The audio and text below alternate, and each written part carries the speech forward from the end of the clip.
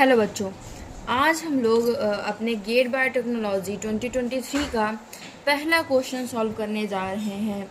यह क्वेश्चन जो है ये गेट बायोटेक्नोलॉजी के 2023 के क्वेश्चन पेपर में आया हुआ था।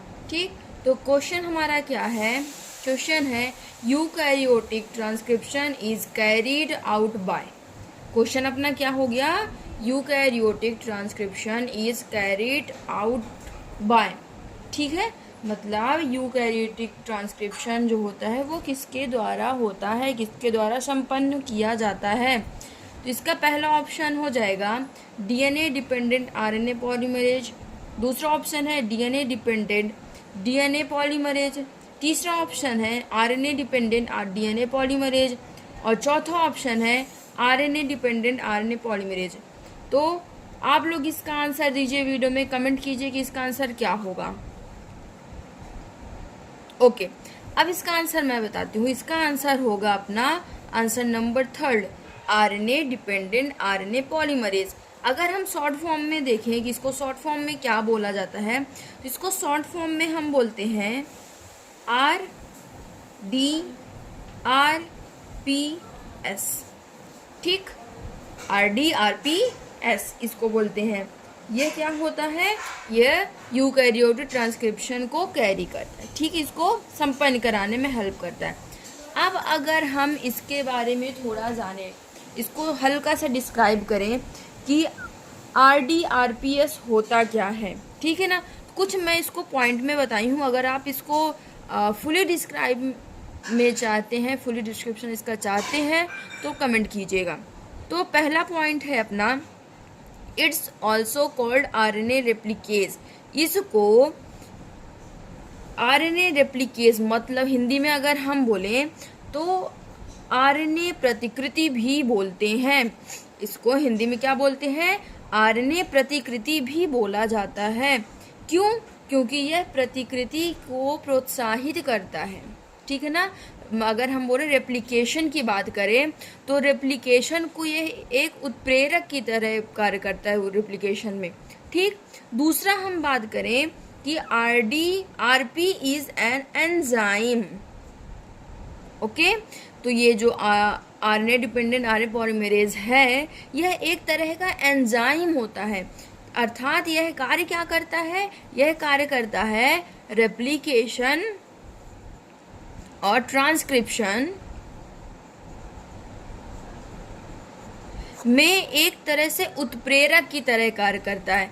मतलब यह अगर ट्रांसक्रिप्शन की प्रोसेस हो रही है, यदि रेप्लिकेशन की प्रोसेस हो रही है, तो यह इसमें जुड़ेगा और उसकी तेजी को बढ़ा देगा, उसकी गति को बढ़ा देगा। ठीक है, अब अगर हम बात करें थर्ड पॉइंट को, it's help for replication and transcription. अभी मैंने बताया कि यह रेप्लिकेशन और ट्रांसक्रिप्शन में मदद करता है। अब अगर हम हिंदी में बात करें तो रेप्लिकेशन को हिंदी में बोलते हैं प्रतिकृतिकरण और ट्रांसक्रिप्शन को हिंदी में बोलते हैं अनुलेखन।